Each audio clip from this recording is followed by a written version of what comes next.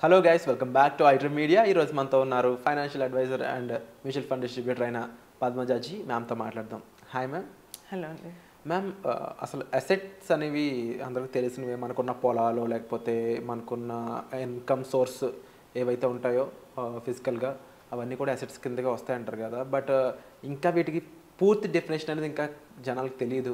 అసలు అసెట్స్ అంటే ఏంటి, వాటిలో ఆ అసెట్ అలొకేషన్ అంటే ఏంటి, దీని గురించి కాస్త ఎక్స్ప్లెయిన్ చేస్తారా? డెఫినెట్లీ అండి. ఎప్పుడైనా మనం ఇన్వెస్ట్మెంట్ అనే వెంటనే మనకి యూజ్ చేసే చాలామంది ఫైనాన్షియల్ అడ్వైజర్స్ యూజ్ చేసే వర్డ్ అసెట్ అలొకేషన్ గురించి మాట్లాడుతూ ఉంటారు. అసెట్ అలొకేషన్ అంటే మనకి చాలా డిఫరెంట్ అసెట్ క్లాసెస్ ఉన్నాయి మనకి. For suppose debt kind of product మనం తీసుకుంటే కనుక ఫిక్స్డ్ కైండ్ ఆఫ్ రిటర్న్స్ వస్తాయి.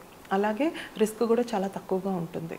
అండ్ ఆ కేటగిరీలో వచ్చే ప్రొడక్ట్స్ వచ్చి మనకి ఎఫ్డీలు, NPS, PPF or bonds, government bonds or mutual fund, debt funds లాంటివి మనం కన్సిడర్ చేయొచ్చు.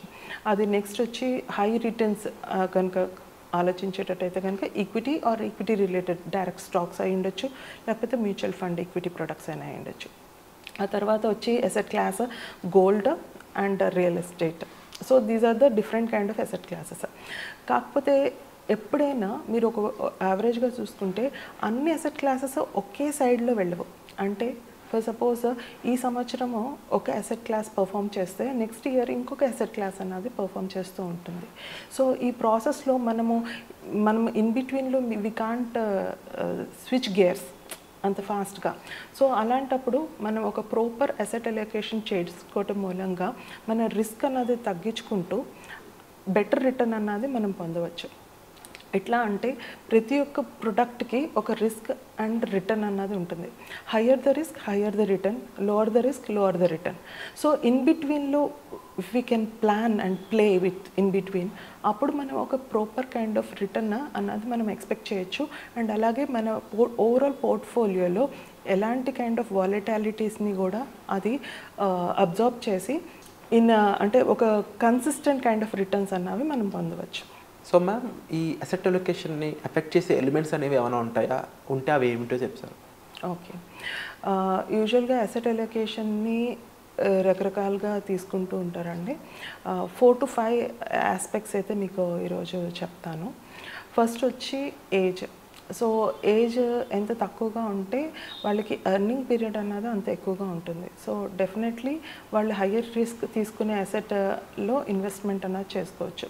సో దీనికి కూడా ఒక థంబ్ రూల్ ఉందండి, 100 మైనస్ యువర్ ఏజ్. ఒకవేళ ఒక వ్యక్తి 30 years ఆఫ్ ఏజ్ ఉందనుకోండి, 100 మైనస్ ఏజ్ అంటే 70% వరకు ఆయన high risk kind of products అంటే ఈక్విటీ రిలేటెడ్ ప్రొడక్ట్స్లో ఇన్వెస్ట్ చేసుకోవచ్చు. ఒక 30% మటుకు definitely low risk or debt related kind of ప్రొడక్ట్స్లో మనం ఇన్వెస్ట్ చేసుకోవచ్చు. అండ్ ఇంకొకటి వచ్చి డ్యూరేషన్ అంటే టెన్యూర్. అంటే మనకు ఒకవేళ కనుక short term kind of investment tenure అనుకోండి, short term in the sense 1 to 2 years or 3 years kind of టెన్యూర్కి మనం 90% అన్నది we have to put it in debt ప్రొడక్ట్స్లో పెట్టాలి. అండ్ ఓన్లీ 10% ఈక్విటీ అలొకేషన్ అన్నది తీసుకోవచ్చు. అండ్ ఒకవేళ కనుక ఇది medium kind of tenure goal అనుకుంటే కనుక అది అంటే medium term in the sense like 4 to 7 years kind of ఇదైతే కనుక మీరు ఆల్మోస్ట్ అరౌండ్ 60% to 70% మీరు ఈక్విటీలో ఇన్వెస్ట్ చేసుకోవచ్చు. మిగిలింది మీరు డెట్ కైండ్ ఆఫ్ ప్రొడక్ట్లో ఇన్వెస్ట్ చేసుకోవచ్చు. Anything above 7 or 10 years kind of a tenure అయితే అప్ టు 90% మీరు ఈక్విటీలో ఇన్వెస్ట్ చేసుకోవచ్చు. అండ్ ఒక 10% మీరు డెట్ కైండ్ ఆఫ్ ప్రొడక్ట్లో ఇన్వెస్ట్ చేసుకోవచ్చు. అండ్ ఇంకొక ఎలిమెంట్ వచ్చి రిస్క్ ఎపిటైట్. ప్రతి ఒక్క వ్యక్తికి డిఫరెంట్ కైండ్ ఆఫ్ రిస్క్ అన్నది, ఎందుకంటే ప్రతి ఒక్కళ్ళు ఇది కష్టార్జితం. So it is a very hard and money. So ఈ కైండ్ ఆఫ్ సినారియోలో మనం ఆలోచించేటట్టయితే కొంతమందికి వాలటాలిటీ అన్నది ఇష్టపడరు. సో వాళ్ళ యొక్క రిస్క్ ఎపిటైట్ ఏంటి అన్నది తెలుసుకుని దాని ప్రకారంగా కూడా అసెట్ అలొకేషన్ అన్నది చేయటం జరుగుతూ ఉంటుంది. అండ్ అలాగే dependents and liabilities. For suppose ఒక 25 years కుర్రాడు ఉన్నాడు, he just started his career. Okay, so అతను వాళ్ళ పేరెంట్స్తో ఉంటున్నాడు. సో అతనికి డిపెండెన్సీ అండ్ లయబిలిటీస్ అన్నవి 0 ఉన్నాయి. సో అతను రిస్క్ అన్నది తీసుకోగలుగుతాడు. సో ఆల్మోస్ట్ ఒక 90% కూడా హై రిస్క్ కైండ్ ఆఫ్ ఫండ్స్లో ఇన్వెస్ట్ చేసుకున్నా ఆయనకి ఎలాంటి ఇబ్బంది ఉండదు. ఎందుకంటే ఆయనకి లయబిలిటీస్ కానీ డిపెండెన్సీస్ కానీ లేవు. అదే సిచ్యుయేషన్లో some other person who is in 40s or 50s అతనికి చాలా ఎక్కువ responsibilities, liabilities, debts, loan, EMIs ఇలాంటి బాధ్యతలు అన్నవి ఉంటాయి. అలాంటి వ్యక్తులు అంతటి హై రిస్క్ అన్నది వాళ్ళు తీసుకునే అవకాశం తక్కువగా ఉంటుంది. సో అలాంటి వ్యక్తులు మటుకు వాళ్ళు డెట్ అన్నది ఎక్కువ పోర్షన్లో పెట్టుకుని వాళ్ళ యొక్క ఈక్విటీ అన్నది తక్కువలో పెట్టుకోవచ్చు. అంటే ఈ యొక్క పర్సంటేజ్ ఇవి ఎంత అన్నది మటుకు ఖచ్చితంగా మీరు మీ ఫైనాన్షియల్ అడ్వైజర్తో మాట్లాడి క్లియర్గా తెలుసుకోవచ్చు. అండ్ ఒక్కొక్కసారి ఫైనాన్షియల్ గోల్స్ పరంగా కూడా మనం అసెట్ అలొకేషన్ అనేది చేయటం జరుగుతుంటుంది. ఎలా అంటే ఇప్పుడు ఒక ఫైనాన్షియల్ గోల్ చాలా ఫాస్ట్గా మనం రీచ్ అవ్వాలి. So some kind of tactical call తీసుకుని కూడాను ఈ గోల్ని అచీవ్ చేయడానికి కొంత రిస్క్ తీసుకుని ఆ గోల్ అచీవ్ చేసుకునే ప్రాసెస్ కూడా చేసుకోవచ్చు. కానీ ఇవన్నీ మీరు ఇండివిజువల్గా కన్నా ఒక ఫైనాన్షియల్ అడ్వైజర్ సహాయంతో మీరు చేయగలిగితే చాలా ఈ జర్నీ అన్నది మీ గోల్ రీచ్ అవటం అన్నది ఈజీగా ఉంటుంది. అంటే మ్యామ్ ఎలాంటి ఎలిమెంట్స్ అయి ఉండొచ్చు అంటే మీరు చెప్పినప్పుడు ఇలాంటి విషయాలు అయి ఉండొచ్చు, ఇంకా డిఫరెంట్ అసెట్ అలొకేషన్ స్ట్రాటజీస్ అడ్వైజబుల్గా ఉండేవి ఇంకా ఎలాంటివి ఉన్నాయి, మీరు జనరల్గా చెప్పేవి ఏంటి ఇంకా ఆడియన్స్కి మిమ్మల్ని అప్రోచ్ అయిన వాళ్ళకి?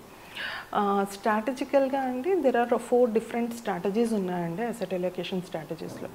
ఒకటి ఫస్ట్ వచ్చి strategic kind of strategy wherein మనం ఈ టోటల్ పీరియడ్ ఏదైతే ఉందో ఒక 10 years ఉందనుకుంటే ఆ 10 years ఆ టెన్యూర్ అనేది క్లియర్గా మనం డిఫైన్ చేసుకొని ఒక పర్టికులర్ అసెట్ క్లాస్ ఎంత రిటర్న్ ఇస్తుంది and debt related kind of product ఎంత రిటర్న్ ఇస్తుంది, దెన్ టోటల్ యావరేజింగ్ ఎంత అవుతుంది అన్నది ముందుగా మనం నిర్ణయించుకొని ఆ యొక్క టోటల్ పీరియడ్ ఏదైతే ఉంటుందో అది purchase and hold kind of strategy అనమాట. సో ఇందులో మనం పర్చేస్ చేసి హోల్డ్ చేస్తాం. ఈ టోటల్ పీరియడ్లో మనం ఏమి డిస్టర్బ్ చేయము. This is strategic method. Second వచ్చి డైనమిక్ అసెట్ అలొకేషన్ అండి. డైనమిక్ అసెట్ అలొకేషన్ వచ్చేసరికి మనము ఒక పర్టికులర్ అసెట్ అన్నది నేను ఇందాక చెప్పినట్టుగా చేంజ్ అవుతూ ఉంటుంది. అంటే ఈసారి ఈక్విటీ ఏదైతే పర్ఫామ్ చేస్తుందో ఇక్కడ వాల్యుయేషన్ పరంగా వీళ్ళు కాల్ తీసుకుంటూ ఉంటారు. అంటే ఈక్విటీ హైయెస్ట్ వాల్యుయేషన్లో ఉందనుకోండి, అప్పుడు హైయెస్ట్ వాల్యుయేషన్లో ఉన్నప్పుడు సెల్ చేసేసి మళ్ళీ లోయెస్ట్ వాల్యుయేషన్లో ఉన్నప్పుడు మళ్ళీ బై చేస్తారు. సో ఆ ఈక్విటీ అలొకేషన్ అన్నది ఆటోమేటిక్గా రెడ్యూస్ చేస్తూ ఉంటారు అనమాట.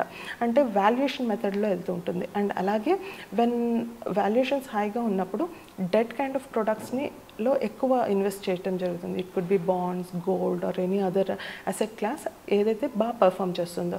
అంటే యాజ్ మీకు ఐడియానే ఉండొచ్చు, లైక్ బిజినెస్ సైకిల్స్లో ఒక్కొక్కసారి ఒక్కొక్క అసెట్ క్లాస్ అన్నది బెటర్గా పర్ఫామ్ చేస్తూ ఉంటుంది కాబట్టి. So this is called dynamic asset allocation. And third వచ్చి టాక్టికల్ అసెట్ అలొకేషన్. ఇది ఎట్లా అంటే మీడియం కైండ్ ఆఫ్ టెన్యూర్కి, అంటే like 2 to 3 years kind of a tenure ఉంది, 3 to 4 years kind of a tenure ఉంది. సో మార్కెట్లో మూమెంటమ్ని చూసి ఏ కైండ్ ఆఫ్ అసెట్ అన్నది బెటర్గా పర్ఫామ్ చేస్తుందో ఒక డీప్ స్టడీ చేసి అట్లాంటి టాక్టికల్ కాల్స్ అనేది తీసుకుంటూ ఉంటారనమాట. సో ఇది 3 to 4 yearsలో మనం హైయెస్ట్ రిటర్న్స్ ఎర్న్ చేసే పాసిబిలిటీ కూడా ఈ టాక్టికల్ అసెట్ అలొకేషన్లో మనకి ఉంటుంది. అలాగే balanced kind of asset allocation కూడా ఉంది. So this is another strategy, అంటే varying strategic and at the same time rebalancing అన్నది కూడా చేస్తూ ఉంటారు అనమాట. అంటే రీబ్యాలెన్సింగ్ అన్నది ఎలాగ జరుగుతుంది అంటే, ఫర్ సపోజ్ మీరు ఒక అసెట్ క్లాస్కి మనము ఇందాక అనుకున్నాం కదా, ఫర్ సపోజ్ ఒక వ్యక్తి 30 years ఉంటే 70% అన్నది ఈక్విటీలో ఇన్వెస్ట్ చేయాలి అని అనుకున్నాం. బట్ ఈక్విటీ రిటర్న్స్ అన్నవి చాలా ఎక్కువగా వస్తూ ఉంటాయి. ఒక 15-20% ఒకవేళ ఒక రిటర్న్ వచ్చి ఆ యొక్క అలొకేషన్ ఈ 70-30% రేషియోని దాటినప్పుడు మనం మళ్ళీ రీబ్యాలెన్సింగ్ అన్నది చేస్తూ ఉంటాం అన్నమాట. సో ఇది ఈ ఈక్విటీలోంచి సెల్ చేసి మళ్ళీ డెట్లో పర్చేస్ చేస్తూ ఉంటాం. సో ఈ strategical and rebalancing method is another method to follow. Wonderful ma'am. So overall asset allocation గురించి మాకు ఎక్స్ప్లెయిన్ చేసినందుకు thank you so much. Thank you.